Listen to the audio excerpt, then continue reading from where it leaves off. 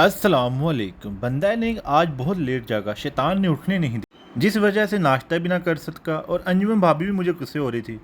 मैं तेरा बंदा नहीं, मेहनत तमीज़ ना गल करे कर।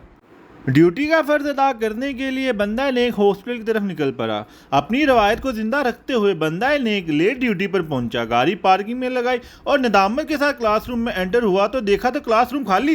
मेरी गर्दन में फौरन सरिया आ गया। ये क्या बात हुई? सबको वक्त पे आना चाहिए। इतने में रजिस्ट्रार का मैसेज देखा कि आज की क्लास प्रोफेसर ऑफिस में होगी। मेरी नदामत वापस आ गई और सरिये ने भी जगह बदल ली। नदामत और सरिये के बोझ के साथ आज की क्लास अटेंड की। क्लास के बाद सब ने केक खाया। मैंने भी केक को हसरत से देखा मगर केक से मुंह मोड़ लिया। मैं नहीं खाना, मैंने ना कोई पूछे। आज की ड्यूटी ओपीडी में अदा की गई। रश आज बहुत कम था, पता नहीं क्यों। ओपीडी के बाद दोस्तों से हंसी मजाक किया। इतने में ओपीडी के गद्दी नशीन हाजी वही नूरानी से मुलाकात का शर्फ हासिल हुआ। नूरानी साहब ने दम करते हुए शैतान के साथ यकदम करने की नसीहत दी। आपकी नसीहत पर अमल करेंगे।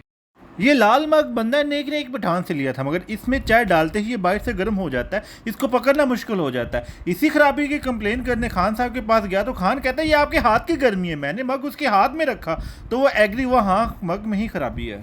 बंदा ने को रिफंड तो नहीं मिला मगर खान साहब ने वादा किया है कि वो कुछ दिनों बाद मुझे हैंडल वाला मग देंगे ताकि गर्म भी हो तो मुझे पता न चले।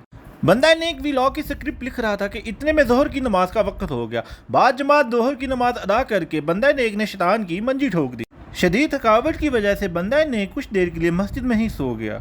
बहुत ही अच्छी नींद आई। उठकर थोड़ा अच्छा महसूस हुआ और फौरन स्टूडियो वापस जाकर आज की स्क्रिप्ट मुकम्मल की।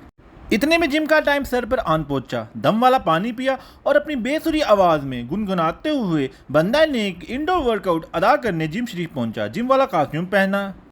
जैसा कि आपको पहले भी बताया था कि बचपन में पोलियो की 2 से 3 डोजेज का नागा हुआ था, जिसको कंपनसेट करने के लिए बंदा ने टांगों की ताकत की वर्जिश को रेगुलर अदा किया करेगा। बंदा नेक ने नहायत ईमानदारी और राजदारी से शैतान की मंजी ठोकी। इतने में शैतान ट्रेनर के रूप में आन धमका। मुझे कहता कि आप गलत एंगल से गलत तरीके से शैतान की मंजी ठोक रहे हैं। क्योंकि मुझे टांगों में मुकम्मल खिंचाव और टाइटनेस महसूस हो रही थी तो मैंने भी शैतान का मुंह तोड़ जवाब दिया कि मैंने नेट से बहुत सी वीडियोस बहुत गौर से और रोक रोक कर देखी हैं। हर एंगल पर गौर फिक्र किया है कि टांगों की वर्जिश कैसे अदा करनी चाहिए, इसलिए मैं गलत मंजी ठोक ही नहीं सकता।